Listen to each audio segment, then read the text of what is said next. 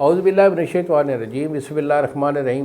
شروع اللہ تعالیٰ کے بابرکت اور پاک نام سے جو اپنے بندوں پر بہت ہی زیادہ اپنے حبیب پاک کے صدقے ہمیشہ سے ہم سب پر رحمت خاص فرمانے والے ہیں۔ کشتہ ساز حکیم بابا سیف اللہ کی طرف سے میرے سب دوستوں کو السلام علیکم ورحمۃ اللہ وبرکاتہ۔ جی تو دوستو، آج میں آپ کو ایک ایشو ہوتا ہے خاص طور پر نوجوان بچوں میں، جس کو کہتے ہیں بوش زنی۔ تو بوش زنی کے بارے میں کچھ بتانا چاہوں گا۔ بوش زنی بیٹا ایک کبھی حرکت ہے اور ہر بندہ اس کو سمجھتا ہے۔ جو بھی بندہ تھوڑا بہت عقل شعور رکھتا ہے نا، ان سب کو یہ پتہ ہے کہ یہ بوش زنی جو ہے یہ غلط چیز ہے، مگر یہ ایسی کبھی حرکت ہے کہ جو بندے اس پر لگ جاتے ہیں اور پھر لگے رہتے ہیں وہ بہت غلط ہو جاتا ہے۔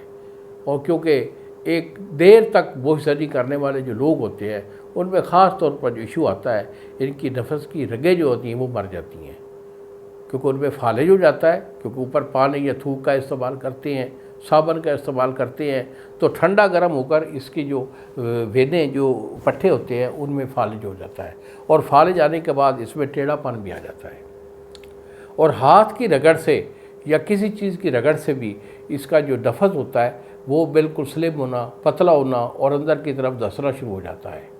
تو ان لوگوں کو عرصہ دراز تک بوش زنی کرنے والے کا یہ کنڈیشن ہوتی ہے کہ نفس جو بالکل چھوٹا اور پتلا ہو جاتا ہے، اور نفس سے جو قطرے ہوتے ہیں وہ بے شمار نکلنا شروع ہو جاتے ہیں۔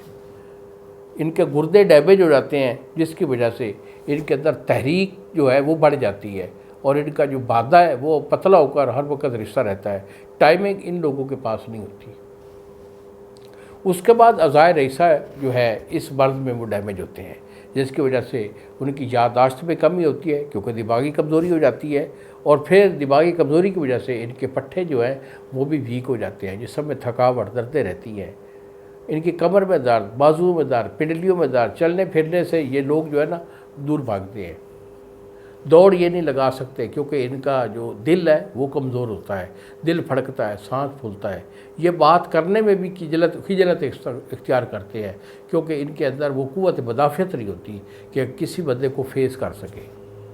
الغرض کہ جملہ آور جو اس کے ہوتے ہیں وہ بندے کے اندر کانفیڈنس کو کم کر کے اور اسے بالکل جو ہے نا بالکل نحیف کر دیتے ہیں۔ تو بیٹا یہ کوئی مرض جو ہے نا یہ ایک ایسی مرض ہے کہ اس کا جو علاج ہے الحمدللہ وہ ہم گارنٹی سے کرتے ہیں۔ میرا 2 مہینے کا اس مرض کا علاج ہوتا ہے۔ اگر آپ کا کوئی ایشو ہے، اگر آپ غلطی کر بیٹھے ہیں تو کوئی بڑی بات نہیں، میرے سے رابطہ کریں۔ یہی میرے 2 نمبر ہیں جو سامنے آپ کی سکرین پر آ رہے ہیں۔ اگر میرے پاس آنا چاہتے ہیں تو جھنگ شہر کے اندر جو میرا دواخانہ ہے، میں مریض کو خود دیکھتا ہوں، چیک کرتا ہوں، اس کے بعد علاج دے دیتا ہوں۔ اگر آپ نہیں آ سکتے، آپ کو کوئی ایشو ہے، نہیں پہنچ سکتے، زیادہ دور ہے، کیونکہ فارن میں بھی لوگ بیٹھے ہوتے ہیں، تو اگر آپ میرے سے منگوانا چاہتے ہیں تو اپنا ایشو میرے ساتھ مکمل ڈسکس کریں، اس کے بعد دوائی آپ کو بھیج دوں گا۔